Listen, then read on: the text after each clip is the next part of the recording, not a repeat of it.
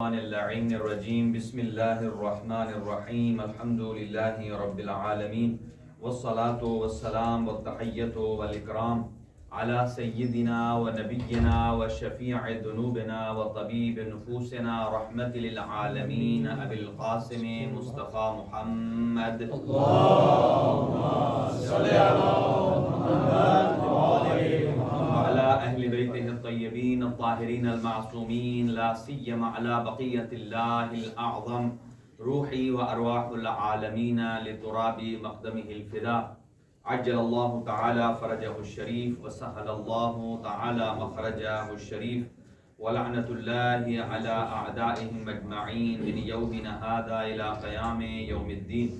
أما بعد فقد قال الله الحكيم في كتابه المتين بسم الله الرحمن الرحيم وآتي ذا القربى حقه صدق الله العلي العظيم.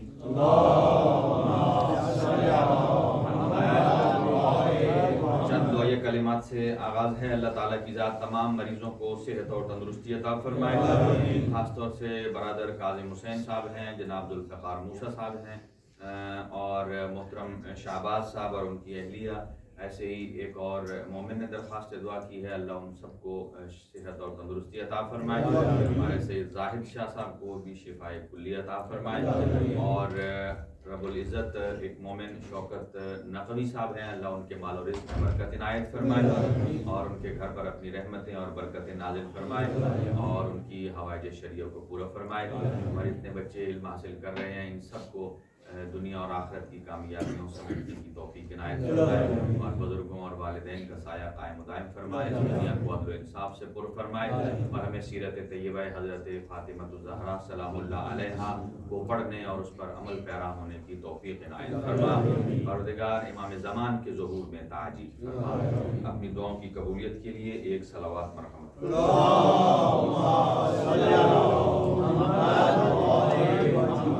آپ کی خدمت میں حضرت فاطمہ الزہرا سلام اللہ علیہ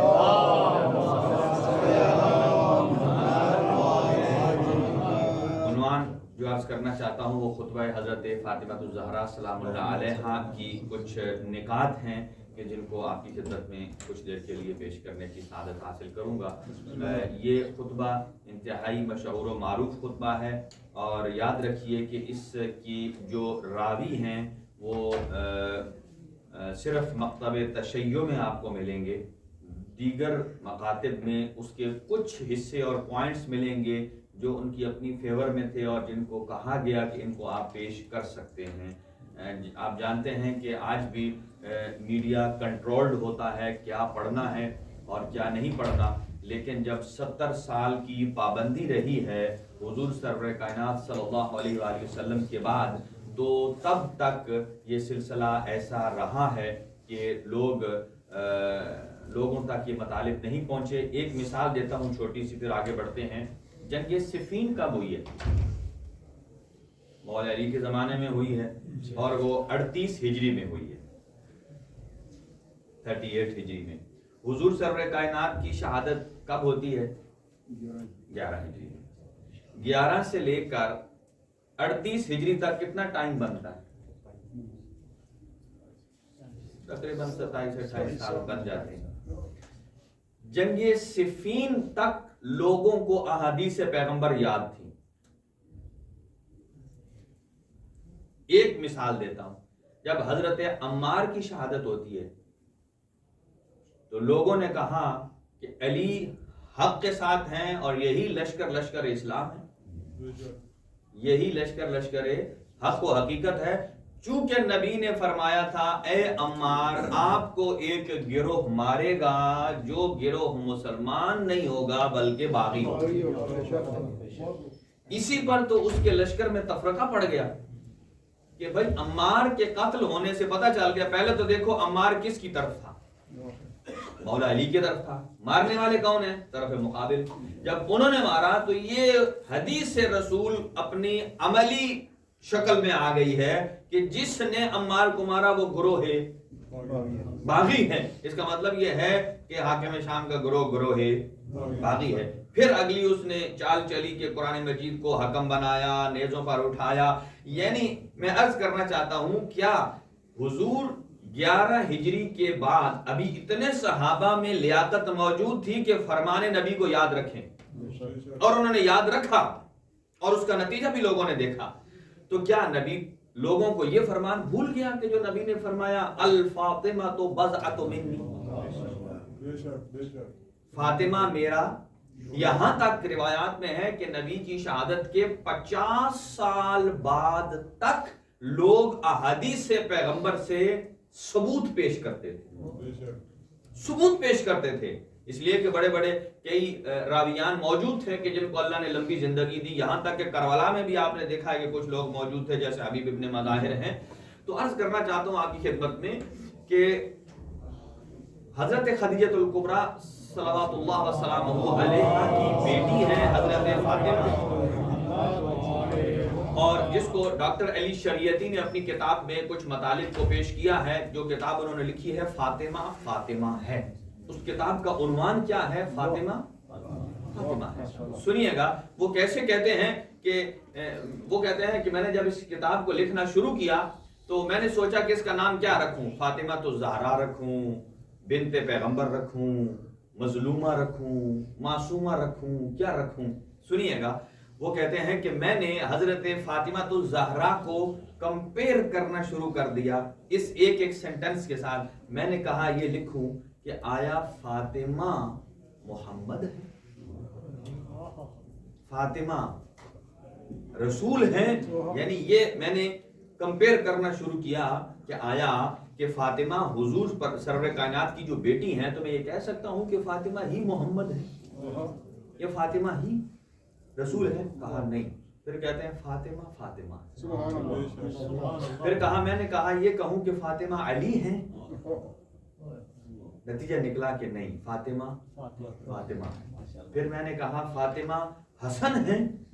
ये सीरत की बात हो रही है कि क्या फातिमा हसन है?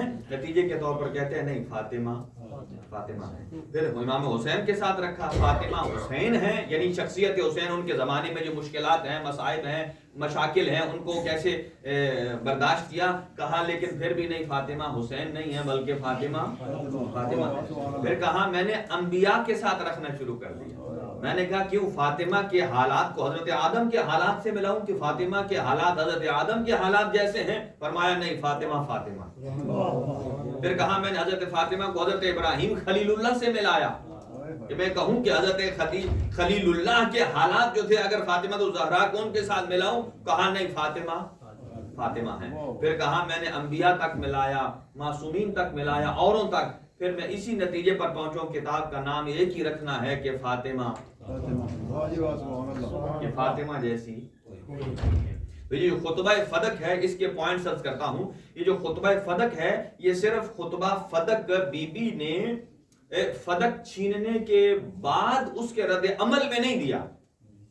अभी अर्ज करता हूं कि वजूहात क्या है, आखिर वजह क्या है कि बीबी ने अमीरुल मोमिनीन को ये वसीयत की है कि फुला फुला मेरे जनाजे में शामिल ना हो, फुला मेरी तजहीज और तकफीन में शामिल ना हो, फुला तसलियत के लिए ना आए। आखिर वजह क्या है कि बीबी इतनी नाराज। अगर ये रंजिश जाती होती, अगर ये जाती रंजिश होती तो सिद्दीका ताहिरा के बाबा का ये किरदार नहीं है, बल्कि बीबी की तालीमात ये बताती हैं कि अगर कोई आपसे नाराज हो जाए और आप बदला ले सकते हो, और बदला ना लेना और मुआफ कर देना, यही तालीमात इस्लाम भी है और तालीमात फातिमा तो ज़हरा भी। तो फिर ये बीबी ने क्यों फरमाया? इसका मतलब यह है कि यहां रंजिश का लफ्ज मैं कह रहा हूं कि ये रंजिश जाती नहीं थी। एक जुमले में मैं जल्दी से आपका ये सस्पेंस खत्म करूं कि वजह क्या थी। देखें हुजूर से असहाब मौजूद थे जब मक्का फतह हुआ। देखिए नबी को मक्का से मदीना क्यों हिजरत करना पड़ी? इस्लाम का इद्दिया हुआ, मुशरिकीन ने सताना शुरू कर दिया, यहां तक कि आपके रास्ते में कांटे बिछाए, हर किस्म की अजियत दी, और आपको हजरत अबू तालिब की शहादत के बाद मक्का छोड़ना पड़ा। यहां तक कि वहां वो लोग मदीना तक आए, हुजूर के असहाब का पीछा करने के लिए मदीना तक आए, और फिर जो बाकी जंगें हुई हैं वो बाद की जंगें हैं, क्योंकि हुजूर मदीना से निकले थे और वो उधर से मक्का से आए थे। लेकिन जब फतह मक्का हुआ तो जो हुजूर के साथ असहाब मौजूद थे, उन्होंने जब देखा मक्का फतह हो गया, और वही हिंदा और वही अबू सुफियान जिन्होंने जंगे ओहद में हजरत हमजा का कलेजा चबाया, सीने को चीरा, वो अब असहाब खुश थे कि उन्होंने एक असहाब ने नारा बुलंद किया, अल यौम यौमुल मलहमा। असहाब ने नारा बुलंद किया, जैसे आप दांत रगड़ते हैं ना, कोई बंदा बदला ना ले सके तो क्या कहता है, ये एक एक्सप्रेशन है अरबी में, इसे कहते हैं असहाब ने दांत रगड़ने शुरू कर दिए, उन्हें देख के आज आया ना बदले का मजा, आज मक्का फतह हो गया है, मक्का हमारे कब्जे में है, जितने लोग थे वो जिन्होंने पुराने जुल्म किए हैं उनका आज यौम यौमुल मलहमा, उनको मलिया मेट कर देने का दिन है। ये असहाब का नारा था। लेकिन जब हुजूर के कान तक पहुंचा तो हुजूर ने फरमाया, अल यौम ला यौमुल मलहमा, आज का दिन मुकाबले का दिन नहीं है, आज का दिन मलिया मेट कर देना और जुल्म और बर्बरियत का दिन नहीं है। अल यौम यौमुल मरहमा, आज का दिन रहमत का दिन है, आज का दिन मुआफ कर देने वाला दिन है। तभी तो हुजूर ने इरशाद फरमाया, उनको ये एहतिमाल था, बल्कि पूरा यकीन था कि आज हमारी शामत आई, लेकिन हुजूर ने फरमाया अंतुमुत तुलका, जाओ आज मैंने तुम्हें आज़ाद कर दिया। मुझे बताइए, उन मुशरिकीन मक्का से हुजूर की जाती दुश्मनी थी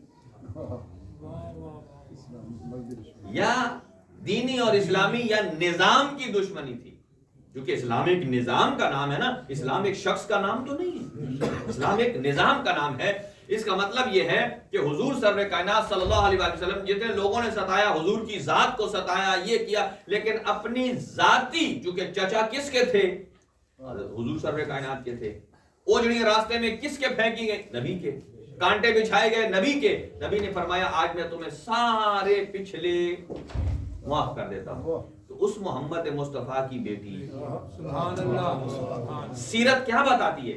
सीरत बताती है कि जनाबे सैयदा को माफ कर देना चाहिए था, लेकिन ये बात याद रखिए, बीबी की जुबान से निकला हुआ लफ्ज वैसे ही हुज्जत है जैसे हुजूर की जुबान से निकला हुआ लफ्ज, जैसे मौला अली और बाकी आइम्मा की जुबान से निकला हुआ लफ्ज हुज्जत है। इसलिए कि छठे इमाम इरशाद फरमाते हैं, हम उम्मत पर हुज्जत हैं और हमारी दादी फातिमा तो ज़हरा हम अहले बैत पर हुज्जत।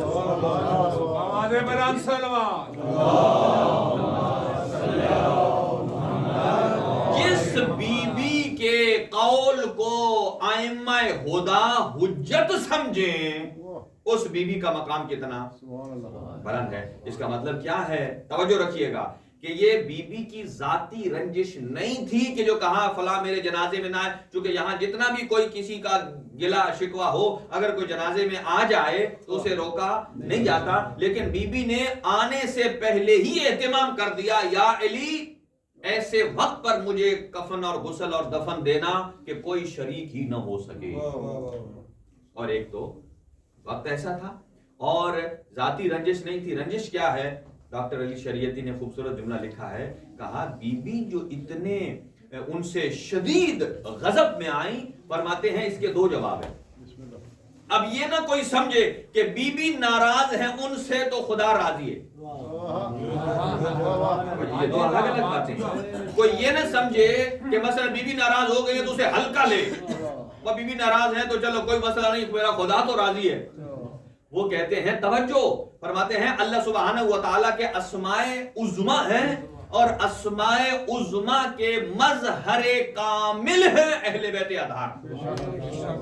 तवज्जो, मज़हरे कामिल हैं अहले बैत। और बाकी आप और हम जितने उम्मती हैं सब के सब भी मज़हरे अस्मा हैं, लेकिन डायरेक्ट नहीं, बिल वासिता। इसलिए कि अहले बैत के वासिते से وہ فیض ہم تک پہنچتا ہے. اہل بیت مظہر کامل ہے. مثلا اللہ سچ بولتا ہے، صادق ہے، تو صداقت میں جو مظہر کامل ہے وہ ہے کہ جنہوں نے زندگی میں کبھی جھوٹ. آپ اور ہم مظہر کامل نہیں ہو سکتے، کوشش کر سکتے ہیں جتنے مقامات پر ہم نے سچ بولا ہے ان میں مظہر ہیں. توجہ، یہ نہیں ہے. اب اللہ کی ایک صفت ہے کہ اللہ خوشنود ہوتا ہے. توجہ رکھیے گا، اللہ خوشنود ہوتا ہے. ہم اور آپ مجلس میں بیٹھے ہیں کس کے لیے؟ خوشنودی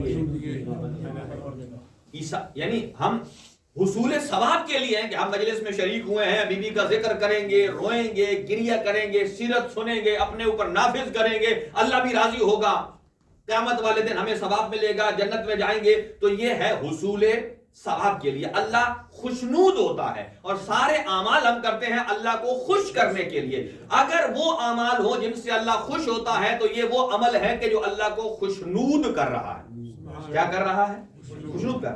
لیکن اگر ہم وہ کام کریں جو اللہ کو پسند نہیں ہے تو اللہ کیا ہوگا؟ خوشنود ہوگا. بالکل، اللہ غضبناک ہو جائے گا. کیا ہو جائے گا؟ اللہ. تو یہ غضبناک جو اللہ ہوا ہے، اللہ کی وجہ سے ہوا ہے یا ہماری وجہ سے؟ ہماری وجہ سے. چونکہ اللہ نے کہا یہ کام نہ کرنا، ہم نے کیا، اللہ غضبناک ہو گیا. اچھا توجہ، اب اللہ کی صفت خوشنود کا بھی تو کوئی مظہر ہے.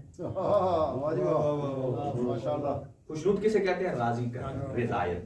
اللہ کی رضایت یہ بھی اللہ کی صفت ہے نا، اللہ کا راضی ہونا. کیا اس صفت کا کوئی مظہر ہے؟ وہ بھی ہے. ایک ہے اللہ کا غضبناک ہو جانا. آیا اس صفت کا بھی کوئی مظہر ہے؟ یعنی جس میں وہ صفت ظاہر ہو. یہ بات یاد رکھیے کہ اللہ کی صفات کے مظہر کامل اہل بیت، ہم ان کے واسطے سے. توجہ، ڈاکٹر علی شریعتی فرماتے ہیں نبی کی حدیث کی دلیل کے طور پر، کہ دلیل لیتے ہیں نبی کی حدیث. کیا فرمایا؟ الفاطمہ تو بضعۃ منی، فاطمہ میرا ٹکڑا ہے. من اذاہا فقد اذانی، جس نے زہرا کو اذیت دی اس نے. من اذانی فقد اذى اللہ، جس نے مجھے اذیت دی اس نے اللہ. من ارضاہا فقد ارضانی، جس نے زہرا کو خوش کیا اس نے مجھے کیا. من ارضانی فقد ارض اللہ، جس نے مجھے خوش کیا اس نے اللہ کو خوش کیا. یہاں جو لوگ، کئی لوگ کہتے ہیں ہم یہ کیوں صلوات پڑھیں کہ امام زمانہ کی خوشنودی کے لیے صلوات پڑھیں، جناب زہرا کی خوشنودی کے لیے صلوات پڑھیں. بھائی یہی روایت بتاتی ہے. نبی نے فرمایا کہ من اذاہا فی حیاتی کمن اذانی بعد مماتی، جس نے زہرا کو میری زندگی میں اذیت دی اس نے میرے مرنے کے بعد بھی مجھے اذیت دی. اور جس نے میری شہادت کے بعد زہرا کو اذیت دی گویا اس نے مجھ مصطفیٰ کو میری حیات میں اذیت دی. اب جملہ سنیے. تو فرمایا زہرا کی رضا کس کی رضا ہے؟ اللہ کی. گویا زہرا کی رضا رسول کی اور رسول کی رضا اللہ کی رضا. اب ہم اگر ڈائریکٹ کہیں میں تو خوشنودی پروردگار کے لیے عمل کر رہا ہوں، اللہ نے فرمایا میں خوشنود تب ہوتا ہوں کہ جب زہرا خوشنود ہو جائے. اس کا مطلب یہ ہے خوشنودی پروردگار یا رضائے پروردگار کی صفت کا مظہر بھی فاطمہ زہرا ہے، اور اللہ کے غضبناک ہونے کی صفت کا مظہر بھی جناب فاطمہ زہرا ہے. ایک جواب تو یہ ہو گیا کہ مظہر ہے اللہ کی ان دو صفات کے، خوشنودی پروردگار کے اور غضب پروردگار کے. ڈاکٹر علی شریعتی فرماتے ہیں کہ بی بی ذاتی رنجش کی وجہ سے نہیں کہا تھا یا علی فلاں فلانا ہے فلاں. فرمایا ذاتی رنجش نہیں تھی، رنجش اس نظام سے تھی کہ جس نظام کو چھوڑ کر وہ علیحدہ ہو گئے. وہ کیا تھا؟ وہ نظام ولایت امیر المومنین، کہ حضور نے فرمایا یہ میرا نظام، یہ جو اسلام ہے اس کا ایک نظام ہے نظام ولایت، اور یہ نظام ولایت میرے بعد علی کے پاس ہے، اور جو اس لائن نظام ولایت سے ہٹتا جائے گا، نہ صرف یہ کہ زہرا کل اس سے ناراض تھی، آج بھی زہرا کا یہی جملہ بتاتا ہے، جو اس نظام ولایت سے ہٹتا جائے گا زہرا آج بھی اس سے ناراض ہے، یہ اس نظام سے ہٹ کر۔ تو یہ جو بی بی نے خطبہ ارشاد فرمایا، یہ خطبہ پورا ایک کورس ہے۔ آپ دیکھتے ہیں نا، ایک کورس ہوتا ہے، میٹرک کا ہے، فرسٹ ایئر کا ہے، سیکنڈ ایئر کا ہے، یا ماسٹر کا ہے، ایک کورس ہوتا ہے نا۔ تو یہ اسلام کے کورس کا نام ہے خطبہ فدق، جس میں پانچوں کے پانچوں اصول دین کو بیان فرمایا اور فروعات دین کو بیان فرمایا، اور یہاں تک کہ ہمارے فقہا جو استدلال کرتے ہیں، نماز، روزہ، حج، زکات، جتنی فروعات دین ہیں، آپ اگر دیکھنا چاہیں تو روایات میں فروعات دین کہیں بھی ایک جگہ نہیں ملیں گی۔ نماز کا حکم باب الصلاۃ میں ملے گا، روزے کا حکم باب صوم میں ملے گا، خمس کی روایت ایک ہی ہوگی کہ جو خمس کے مورد میں ہے، حج کی حج کے باب میں ہے، لیکن جناب زہرا کا خطبہ ایسا ہے کہ اس خطبے میں ایک پورشن فقہی احکام کے بارے میں ہے، جہاں سارے کے سارے احکام فقہی فروعات دین اور اخلاقیات ایک ہی جگہ جس نے جمع کر دیا ہے بشمول فلسفہ اور دلیل، وہ خطبہ فدق کے جناب زہرا سبحان اللہ، یہ پورا کورس ہے۔ اور پھر ڈاکٹر علی شریعتی کہتے ہیں کہ اور باتیں بھی عرض کرتے ہیں یہاں، اور وہ کہتے ہیں ایک اور استدلال کرتے ہیں، سنیے گا، کہ ہم جو دعا مانگتے ہیں، اکثر میں دعا کے شروع میں کہتا ہوں اللہم بحق زہرا و ابیہا و بعلہا و بنیہا، یہاں تک تو سب کو یاد ہوتا ہے چونکہ حدیث قصہ میں بھی آتا ہے، لیکن ایک اور جملہ اضافی ہے کہ جو روایت میں بھی ہے کہ اسألک، اس طرح دعا مانگی جائے، اسألک بحق الزہرا و ابیہا و بعلہا و بنیہا، آگے ہے وسر المستودع فیہا، بے شک، اے اللہ ہم تجھ سے سوال کرتے ہیں، دعا مانگتے ہیں بحق الزہرا، کس کے صدقے میں؟ حضرت زہرا کے صدقے میں، و ابیہا، اور ان کے بابا کے صدقے میں، و بعلہا، بعل کہتے ہیں شوہر کو، اور ان کے شوہر کے صدقے میں، و بنیہا، اور ان کے بیٹوں کے صدقے میں ہماری یہ حاجت پوری فرما۔ آگے بھی ایک جملہ ہے جو معصوم فرماتے ہیں السر المستودع فیہا، اور اس راز کا واسطہ جسے اللہ نے وجود زہرا میں پنہان کر کے رکھا، السر المستودع فیہا، اس راز کے واسطے جو ذات جناب سیدہ میں اللہ نے چھپا کے رکھ دیا ہے۔ جب معصوم سے پوچھا گیا کہ وہ سر المستودع، وہ راز جسے اللہ نے چھپا دیا ہے جناب زہرا میں، وہ کیا ہے؟ فرمایا یہ راز، یہ سر سر نبوت ہے، یہ سر سر امامت ہے، یہ سر سر ولایت ہے۔ پھر فرمایا وہ راز جو چھپا ہے اس کے اندر، وہ جناب زہرا کا مقام عظمیٰ یہ ولایت ہے۔ حضرت زہرا سلام اللہ علیہا کا مقام ہے ولایت عظمیٰ کا، عام ولایت نہیں، ولایت عظمیٰ۔ کیوں کہا؟ اس کو استدلال کیا چھٹے امام کی روایت سے کہ امام نے فرمایا کہ ہم عوام پر حجت ہیں، ہماری دادی ہمارے اوپر حجت ہے، یعنی جناب زہرا بھی حجت ہیں، ائمہ بھی حجت ہیں۔ چھٹے امام کی دلیل کے مطابق ہم حجت ہیں، اور حجت عظمیٰ ہماری دادی فاطمہ، ہمارے بلند صلوات،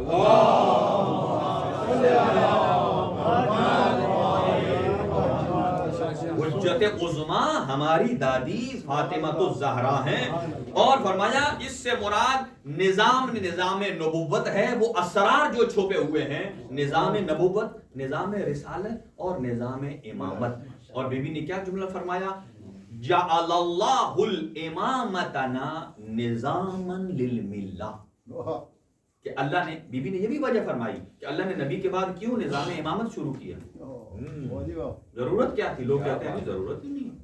بی بی نے ان کو بتایا جو کہتے تھے ضرورت نہیں ہے، ان کو کیا بتایا کہ اللہ نے ہماری امامت کو واجب قرار دیا ہے دنیا کے نظام کو چلانے کے لیے.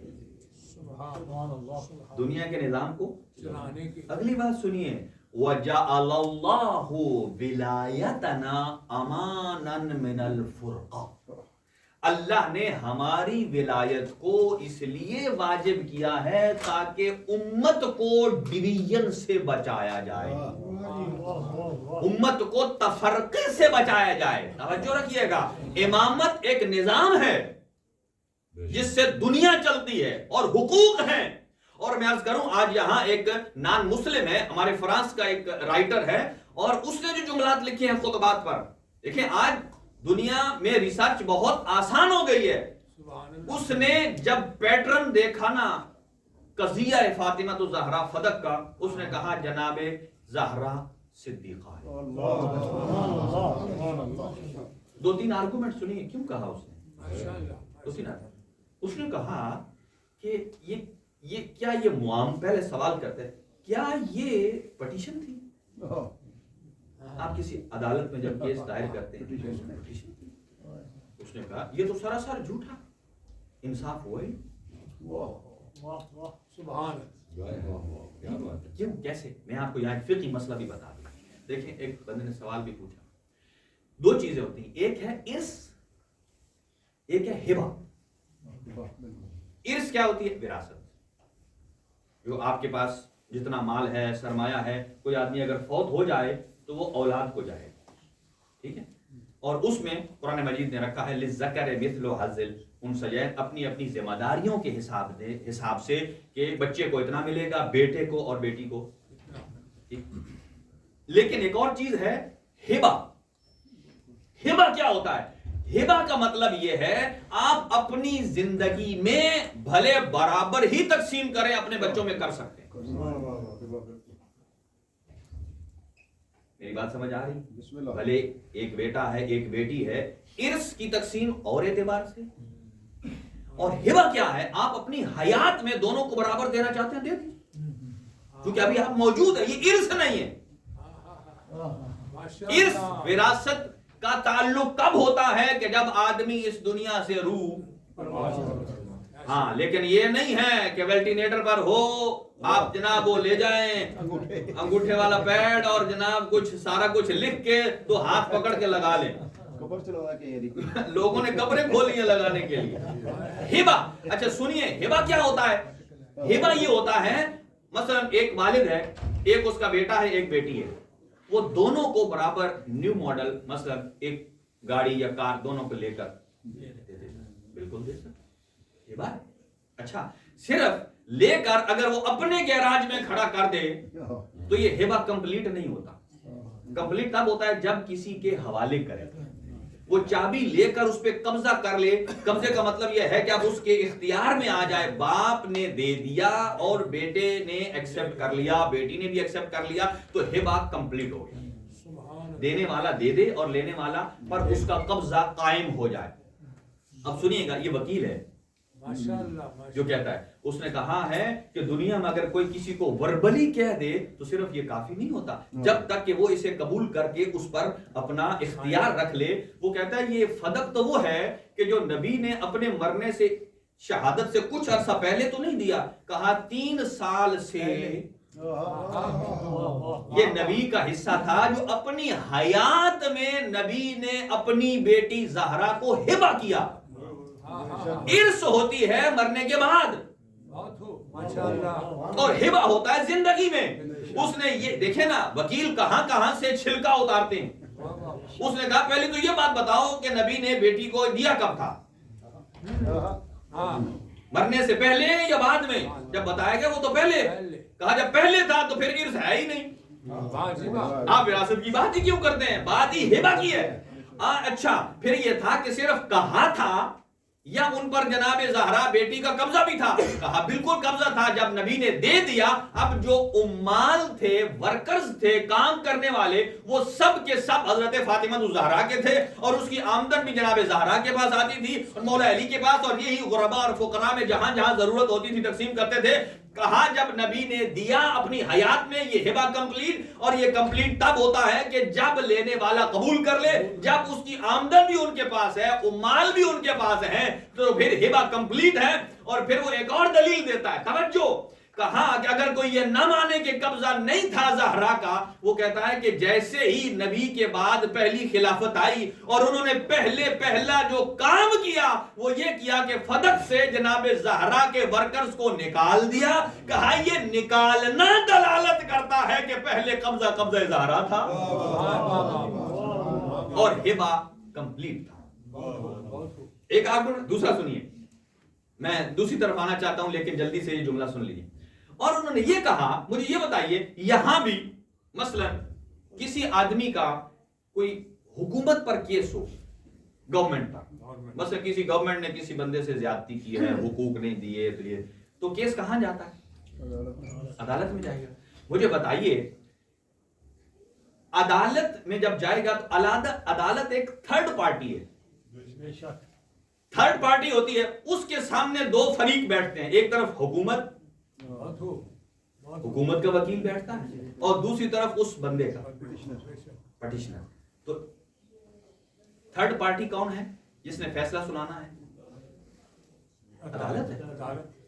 اور وہ یہ کہتا ہے، توجہ، یہ دنیا کا نظام ہے کہ جس پر کیس کیا جائے وہ خود جج نہیں ہو سکتا۔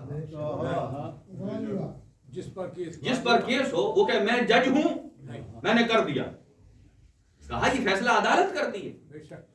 کہا کہ اس مقام پر سوائے دو چیزوں کے تیسری چیز عدالت نامی مجھے کوئی وجود نظر ہی نہیں آیا۔ وہ کہتا ہے حکومت ہے اور حکومت خود ہی جج بن گئی، چاہیے تو یہ تھا کہ کسی اور عادل اور حاکم کو بیٹھایا جاتا۔ بات واضح ہوئی ہے، کیونکہ یہ تو یہاں کے حساب سے دیکھ رہا ہے۔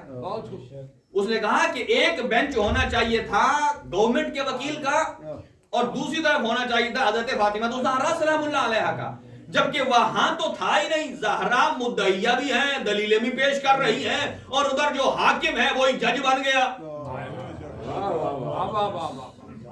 یہ وہ کہتا ہے کسی صورت ممکن نہیں۔ اب اس کی اور دلیلیں نہیں ہیں، وہ میں بعد میں عرض کرتا ہوں، لیکن جو میں عرض کرنا چاہتا تھا آپ کی خدمت میں، تو السر المستودع فیہا، فرمایا اس طرح دعا کرو کہ اے اللہ جو راز تو نے پنہان کیا ہے وجود زہرا میں، اس کے صدقے ہماری دعائیں قبول فرما۔ فرمایا اللہ سبحانہ و تعالی دعائیں قبول کرتا۔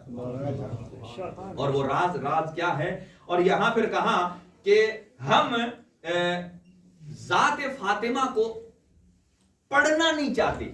ڈاکٹر علی شریعتی وہ کہتے ہیں ہم سنی سنائی باتوں پر بیٹھ جاتے ہیں، ہم سیرت زہرا کو دیکھنا نہیں۔ کہاں دو قسم کے عاجز ہوتے ہیں، وہ کہتے ہیں ہم عاجز ہیں۔ عاجز دو قسم کے ہوتے ہیں، ایک ہوتا ہے عاجز جاہلانہ، ایک ہوتا ہے عاجز یعنی عجز عارفانہ۔ وہ کہتے ہیں عجز جاہلانہ کیا ہے؟ وہ کہتے ہیں جی اب جناب زہرا کی معرفت اللہ نے کہا ہے کوئی لے ہی نہیں سکتا، تو میں تو اس طرف سوچتا ہی نہیں، یہاں تو سوچنا ہی گناہ ہے، پڑھنا ہی گناہ ہے، بک ریڈنگ ہی گناہ۔ کہا یہ عاجزی جاہلانہ ہے، کہاں ہے کہ تم نہ پڑھو جناب زہرا کی سیرت۔ کہا تم بھلے جتنے مرضی عقل کے گھوڑے دوڑا لو، تم پہنچ نہیں سکتے، لیکن معرفت زہرا کی طرف قدم بڑھانا چاہیے، کوشش کرنی چاہیے۔ اور دوسرا کہتے ہیں جاہل عارفانہ، کہ جناب زہرا نے جو خطبات ارشاد فرمائے ہیں ہم نے اپنی پوری علمی کوشش کی ہے، لیکن اس کے باوجود ہم کنہ زہرا تک نہیں پہنچے، ہم نہیں پہنچے۔ اب یہاں سنیے کہ حضرت فاطمہ الزہرا اور وہ ڈاکٹر علی شریعتی کیا فرماتے ہیں؟ وہ فرماتے ہیں کہ قرآن یہاں وہ بات کفر پر لاتے ہیں۔ سنیے گا، کیا حدیث ہے کہ لولا علی لم یکن لفاطمہ کفر، اگر علی نہ ہوتا، میں باتوں کا تکرار نہیں کر رہا، جو میں چاہتا ہوں کہ ذرا علمی بات پہنچے، کہ اگر علی نہ ہوتے تو زہرا کا کوئی کفر نہ ہوتا۔ یہ بات یاد رکھیے. وہ فرماتے ہیں اس کفر سے لوگوں نے صرف اس کفر کو علی و زہرا کی شادی میں منحصر کر کے رکھ دیا. وہ کہتے ہیں کہ اس کفر کو لوگوں نے یہ سمجھ رکھا ہے کہ صرف اس کا تعلق ازدواج سے ہے. کہا نہیں، یہ کفر صرف منحصر در ازدواج نہیں ہے کہ آپ صرف کہیں کہ چونکہ جناب زہرا کو شادی کرنی تھی اور ان کے شوہر علی کے علاوہ کوئی اور نہیں ہو سکتے. کہا یہ کس نے کہا ہے کہ یہ صرف شادی تک منحصر ہے یہ کفر؟ کہا کفر کی دو اصطلاحیں ہیں. ایک ہے اصطلاح فقہی، ایک ہے اصطلاح فقہی، اور یہ اصطلاح مخصوص ہے جناب علی و بطول زہرا کے لیے، جو صرف منحصر در فقہ نہیں ہے. وہ کہتے ہیں جو منحصر فقہی اعتبار سے ہے اس کا تعلق ہے ایک مرد اور عورت کی شادی کے ساتھ، لیکن علی و بطول کے ساتھ کفر کا تعلق صرف ازدواج تک منحصر نہیں. سنیے گا کیسے. وہ فرماتے ہیں کہ یہاں اس مقام پر کفر کا مطلب ہے ہمسر ہونا. ہمسر کا معنی ہے برابر ہونا، اور برابر ہونا صرف ازدواج کے لیے نہیں ہے، علی و بطول کے لیے ہے. ان کی شخصیت ایک دوسرے کے برابر ہو، ان دونوں کا علم ایک دوسرے کے برابر ہو، دونوں کا ماخذ برابر ہو. جہاں سے علی نے علم حاصل کیا ہے وہیں سے جناب زہرا نے علم حاصل کیا ہو. اب یہاں ایک اور جملہ سنیے. کئی لوگ کہتے ہیں کہ یہ خطبہ جو جناب زہرا نے دیا ہے، غور سے سنیے گا، مجھے معلوم ہے آپ بڑے منہمک ہو کر سن رہے ہیں، تو میں چاہتا ہوں کہ اسی گہرائی میں جا کر کچھ پوائنٹ عرض کروں. کئی لوگ کیا کہتے ہیں کہ یہ خطبہ جناب زہرا کا نہیں ہے. کہا کیوں؟ کہا جناب زہرا تو ہیں عورت اور خاتون. خاتون کی بات میں اتنی دلیرانہ جملے کیسے آ گئے؟ ہاں جی، وہ کہتے ہیں یہ بی بی کا خطبہ نہیں ہے، اور ان کی دلیل کیا ہے؟ وہ کہتے ہیں یہ تو راتوں رات مولا علی نے لکھ کر دیا ہے، جناب زہرا نے یاد کیا ہے اور وہاں جا کر پڑھ دیا. بھائی آپ کہاں پہنچ گئے ہیں؟ آج چیٹ جی پی ٹی کو کہیں وہ آپ سے زیادہ مومن ہے. بھائی وہ آپ سے حق پرست بھی ہے. آپ اسے کہیں کہ میں شیعہ مسلم ہوں، مجھے جناب زہرا کا خطبہ نکال کے دو، وہ کبھی یہ نہیں کہے گا یہ جناب زہرا کا نہیں تھا، علی نے لکھ کر دیا ہے. وہ سچا آپ سے مومن تو وہ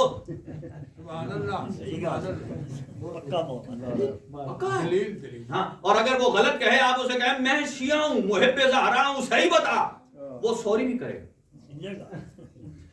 وہ کہے گا میں معافی چاہتا ہوں، آپ چاہیں تو میں اور تلاش کر دوں گا. توجہ. اسی لیے ایک اور جملہ سنیے یہاں. جناب زہرا نے جو خطبہ فدق میں توحید بیان کی ہے، وہ توحید نہیں ہے کہ اللہ ایک ہے. ہم اور آپ نے کیا آج تک یہی سمجھ رکھا ہے، اس کی گہرائی میں نہیں گئے. توحید کا مطلب کیا؟ بچے کو کیا بتاتے ہیں؟ اللہ ایک ہے. جناب زہرا نے یہ نہیں بتایا. جناب زہرا نے فرمایا کہ توحید لا الہ الا اللہ، یعنی کوئی معبود نہیں سوائے. فرمایا توحید کے 3 درجے ہیں. یہ جو زبان سے ہم پڑھتے ہیں لا الہ الا اللہ، فقط فرمایا یہ پروننسیشن ہے، یہ اظہار ہے. کون کہتا ہے یہ توحید ہے؟ کون کہتا ہے یہ توحید؟ کہا یہ اظہار ہے، یہ صرف اظہار ہے. کہا پھر جو اس جملے کو پڑھنے سے ذہن میں آپ کے مفہوم پیدا ہوتا ہے وہ بھی حقیقی توحید نہیں ہے، وہ بھی مفہوم توحید ہے. وہ بھی کیا ہے؟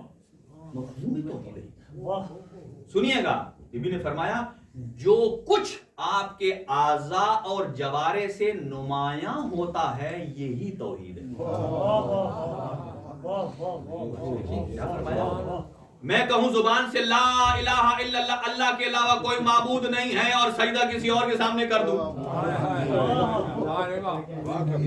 دیکھیں، یعنی زبان سے کہوں لا الہ الا اللہ اور سجدہ کسی اور کے سامنے کروں اللہ کے علاوہ، تو کیا مطلب؟ توحید نہیں ہے. 3 درجے ہیں. جو زبان سے کہتے ہیں یہ اظہار توحید، جو ذہن میں سوچتے ہیں مفہوم توحید ہے، اور جو اعضاء و جوارے سے پریکٹیکلی کرتے ہیں اس میں توحید نظر آتی ہے. نعرہ حیدری سنیے گا بھلے نعرہ نہ لگائیں.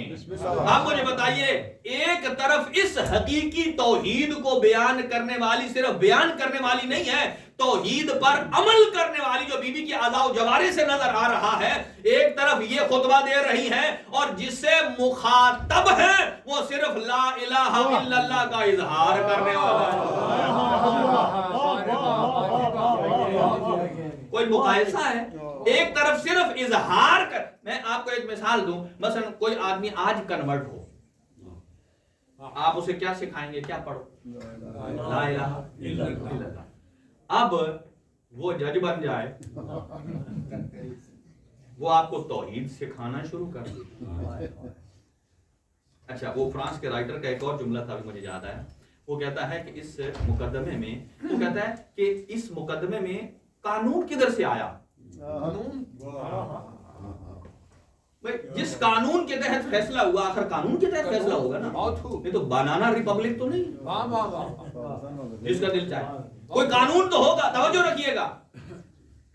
وہ کہتا ہے کہ قانون کدھر سے آیا؟ کہا قانون نبی نے دیا. تو زہرا کون ہے؟ کہا نبی کے گھر کا فرد ہے. علی کون ہے؟ نبی کے گھر کا فرد ہے. کہا جدھر سے قانون آیا,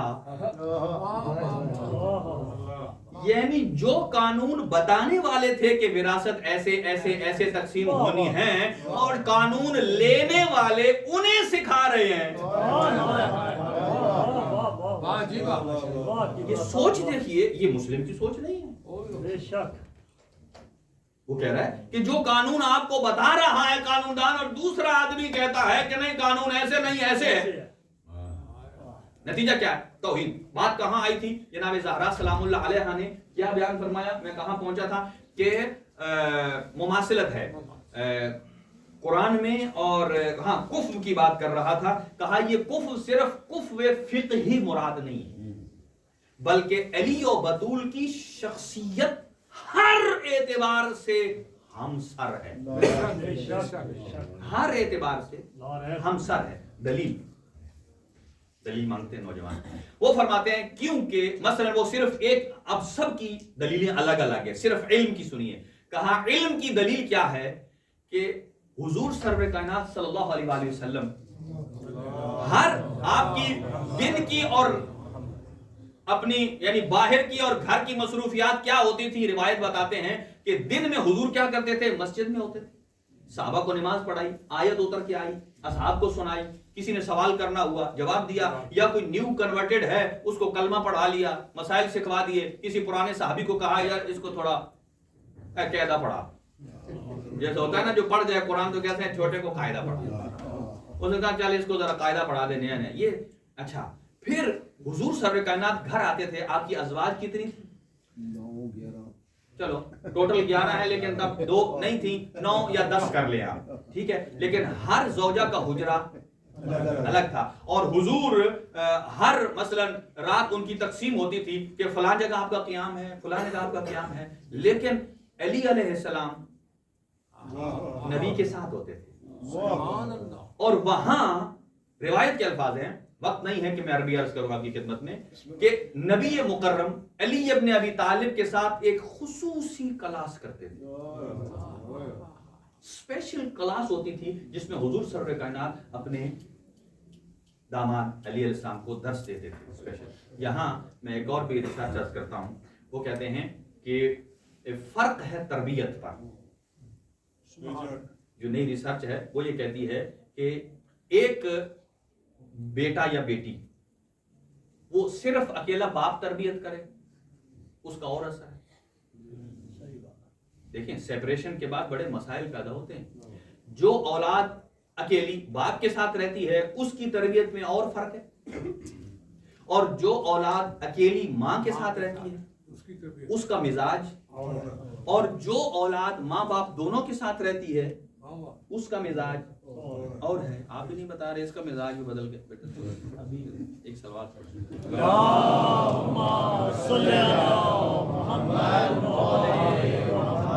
یہ تو طے شدہ بات ہے نا کہ اگر اکیلا کوئی کسی کے ساتھ رہتا ہے تو اس کے مزاج کا اثر آتا ہے.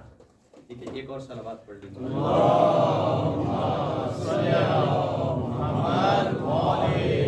نعرہ تکبیر، نعرہ رسالت، نعرہ حیدری، آواز بلند تر صلوات.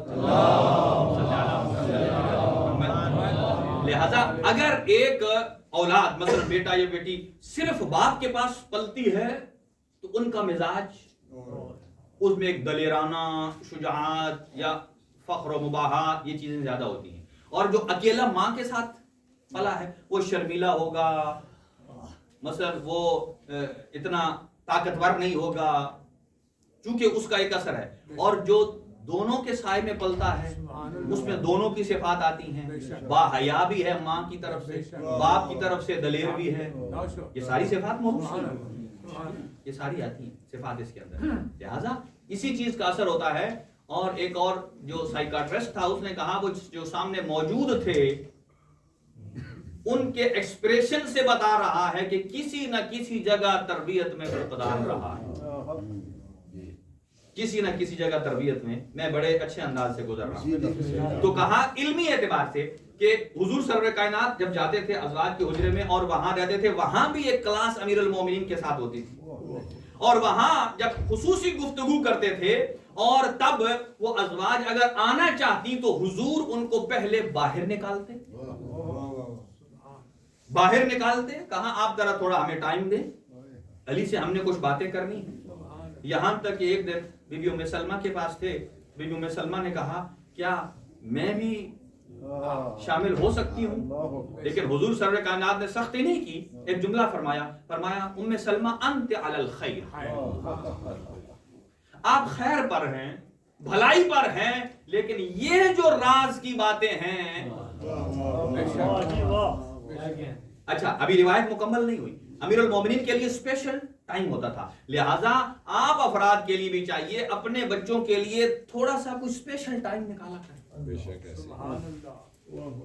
تھوڑا سا باپ کو چاہیے، ماں کو بھی چاہیے اپنے بچے کو باقی جہاں امور آپ باتیں کرتے ہیں یہ نہیں جرنل کر دینی ہے، تھوڑی دیر بیٹھا کر، اور وہ بھی سلیقے سے آپ ایسے بیٹھائیں کہ جیسے آپ کا کوئی مشارکت کرنے والا ہے، آپ کا کوئی پارٹنر ہے، آپ اس سے بات کر رہے ہیں، ایک اسے کانفیڈنس دیں، الگ میں اس سے بات کریں، کچھ باتیں راز کی بتائیں تاکہ یہ اس کے ذہن میں آئے کہ یہ چیزیں راز کی ہیں، ہر ایک کو نہیں بتانی ہے، پریپریشن ہوتی ہے. ہاں جی. تو امیر المومنین کے ساتھ گفتگو ہوتی تھی، یہ تب تھی جب ازواج کے حجرات میں ہوتے تھے، ازواج کو الگ کر دیتے تھے. اب سنیے روایت کا اگلا حصہ. جب امیر المومنین یعنی جب فاطمہ الزہرا سلام اللہ علیہا کے ہاں آپ کا قیام ہوتا تھا، اب جب گفتگو امیر المومنین سے ہوتی تھی تو اگر جناب زہرا موجود نہ ہوتی تو آپ اسپیشل بلاتے تھے زہرا کو بلائیے. ابھی میں گفتگو شروع کرنے والا ہوں کہ جو امیر المومنین کے ساتھ ہے. تو کیا فرماتے ہیں علماء؟ فرماتے ہیں یہ روایت بتاتی ہے کہ جہاں سے علم کا منبع علی کا تھا وہیں سے علم کا منبع زہرا کا ہے. فرمایا اس لیے دونوں علم میں ہم سر ہیں کہ جو لطافت، فصاحت اور بلاغت علی کے کلام میں نظر آتی ہے، جناب زہرا کے کلام میں بھی وہی بلاغت رسول نظر آتی ہے. کیوں؟ فرمایا وہ صرف ازدواج کے اعتبار سے ہم کفر نہیں ہیں، وہ ہر تمام صفات میں ایک دوسرے کے کفر ہیں. وہ کہتے ہیں یہ جو لوگ کہتے ہیں کہ جناب زہرا کا خطبہ نہیں امیر المومنین لکھ کر دیا یاد کر کے، فرمایا کم از کم وہ اتنا تو جانتے ہیں نا کہ چلو زہرا فصیح اور بلیغ نہیں تھی، علی تو فصیح و بلیغ تھے، یعنی علی کی فصاحت کا تو قائل ہیں.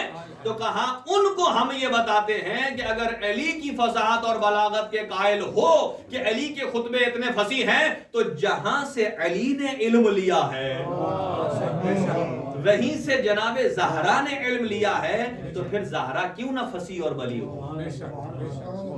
ایک اور جملہ اور یہاں تمام کرتا ہوں چونکہ وقت زیادہ ہو گیا. فرمایا کفر مانا ہوتا ہے ایک جیسا ہونا.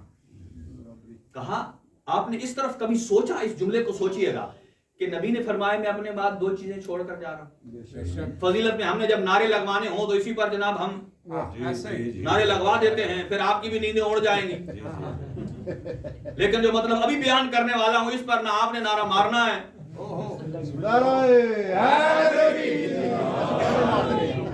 سماعتیں جاگ گئی ہیں. اب سنیے کیا ہے، سنیے یہ جو فرمایا کہ اگر علی نہ ہوتے تو زہرا کا کفر نہ ہوتا، فرمایا یہ اصطلاح ایک اور مقام پر بھی ہے لیکن ایک اور لفظ کے ساتھ ہے. نبی نے فرمایا انی تارکن فیکم الثقلین، کہ میں دو کتابیں چھوڑ کے جا رہا ہوں. فرمایا یہ دو چیزیں چھوڑ کے جا رہا ہوں، ایک ہے قرآن اور ایک ہے اہل بیت. جہاں یہ لفظ استعمال ہوتا ہے ثقلین، رجلین، مغربین، ظہرین، یہ لفظ جہاں جہاں استعمال ہوتے ہیں دو چیزوں کے لیے، اس کا مطلب یہ ہے دونوں کے مزاج ایک جیسے ہیں. ظہرین کسے کہتے ہیں؟ کون سی دو نمازوں کو؟ ظہر اور عصر کو. اچھا ظہر کتنی رکعت ہے؟ 4. عشاء کی کتنی ہے؟ اگر ہم کہیں 4 ظہر کی اور 4 عشاء کی، ان کو کہیں ظہرین؟ دونوں 4 ہیں. کیوں نہیں کہتے بھائی؟ دونوں کا عدد برابر ہے، توجہ، عدد برابر ہے لیکن دونوں کا مزاج برابر نہیں ہے.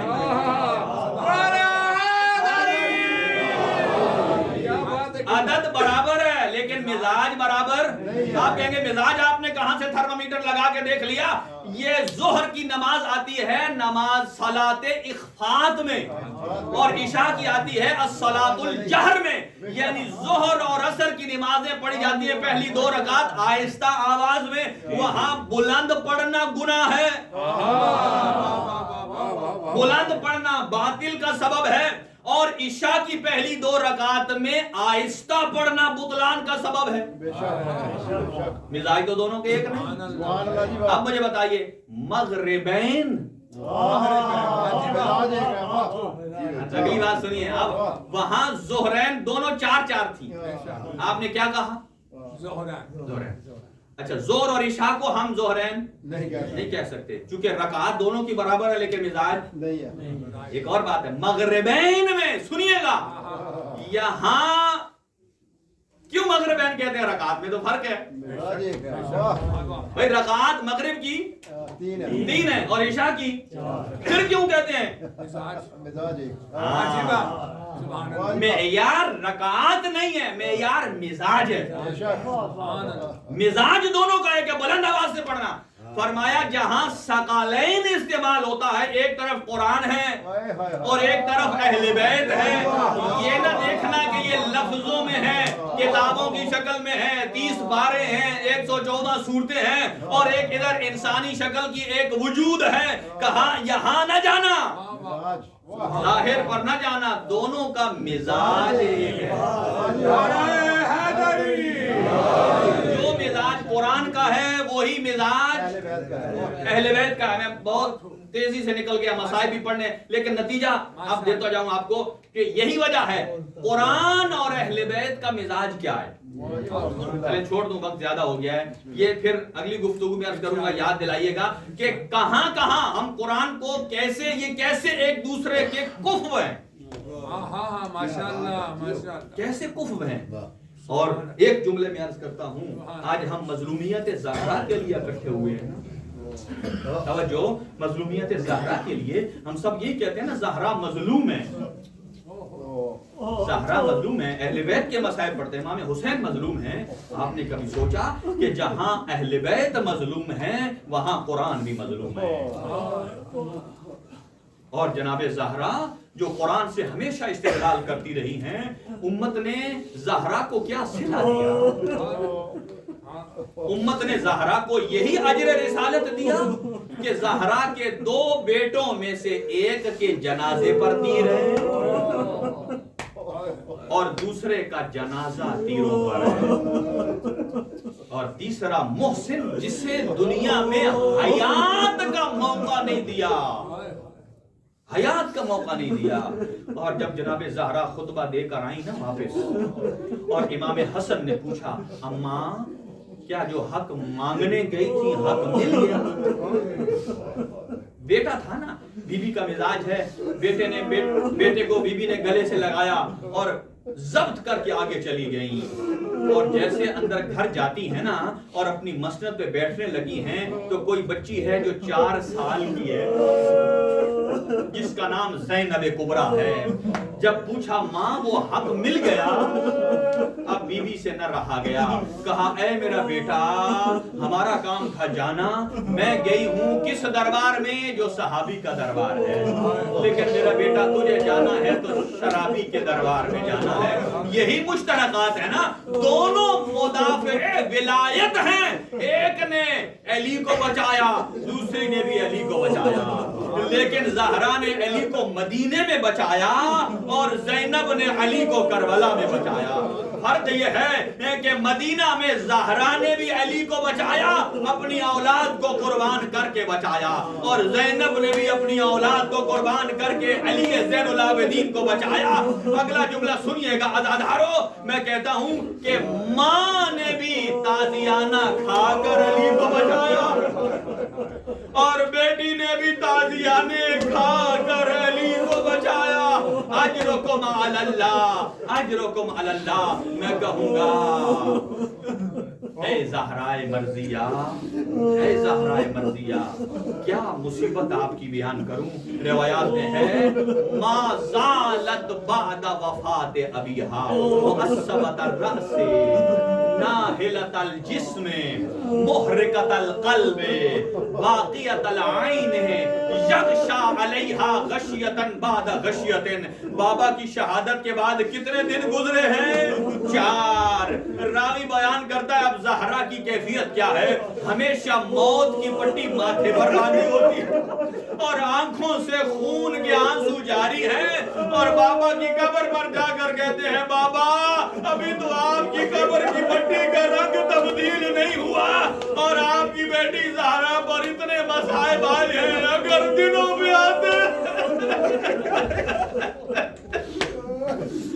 अजरुकुम अलल्लाह। कितना दुखी दिल है ज़हरा का। और अगला जुमला नाहिलतल जिस्म, कमजोर और नहीफ बदन हो गया है, और उसके बाद बाक़ियतल ऐन, और दर्द भरे बैन करती है, और घड़ी घड़ी में बीबी के ऊपर गशी तारी हो जाती है, और बेटों को कहती है अपना उंगली पकड़ के हसन और हुसैन की और नाना की कब्र पर ले गई और कहा मैं दुआ करूंगी तुम आमीन कहना। मुझे बताओ अलादारों, किसी की माँ बीमार हो और बच्चों को कहे दुआ करो, बच्चे तो यही समझेंगे ना कि माँ शिफा की दुआ करेगी। बच्चों ने आमीन के लिए हाथ उठाए। अब ज़हरा ने कहा अल्लाहुम्मा अज्जिल वफ़ाती, ऐ अल्लाह ज़हरा को इस दुनिया से उठा।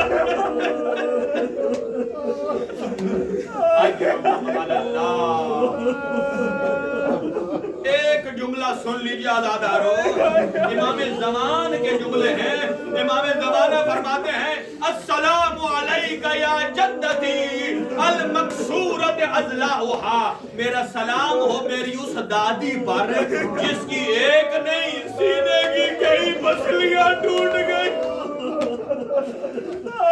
अगर किसी आदमी की ओपन हार्ट सर्जरी हो ना, उससे बाद में पूछना कि ऑपरेशन के बाद सांस लेने में कितनी तकलीफ होती है। न जाने 75 दिन ज़हरा कैसे सांस लेती।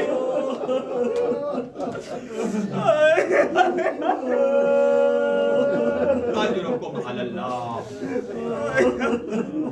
बस एक जुमला और सुना दूं, और जुमले हैं मोहम्मद हुसैन कुम्पानी साहब के। वो फरमाते हैं वलाकिन कसरुज़्ज़लअ लैसा यंजुबुर इज़ रुज़्ज़ा तिलकल अज़्लु इज़्ज़किया।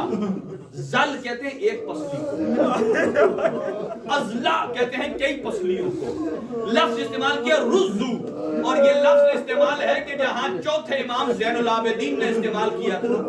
जब इमाम हुसैन की लाश को पामाल किया गया, जब घोड़ों की नालबंदी की गई ना, तो इमाम सज्जाद क्या फरमाते हैं कि रुज़्ज़ू ज़हरहू सदरा, उन्होंने मेरे बाबा की लाश पर इतने घोड़े दौड़ाए कि छाती की हड्डियां पुश्त की हड्डियों से मिल गई। और ये लफ्ज़ इस्तेमाल किया دیا ہے اور اس ظالم نے جب پیر کے لگن سے دھکا مارا اور زہرا در و دیوار کے درمیان آ گئی اور اتنا پریس کیا کہ زہرا کی سینے کی پسلیاں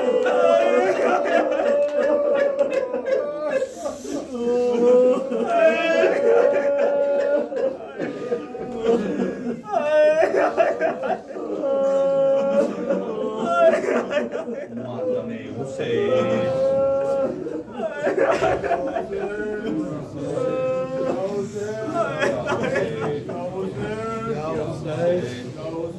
یا حسین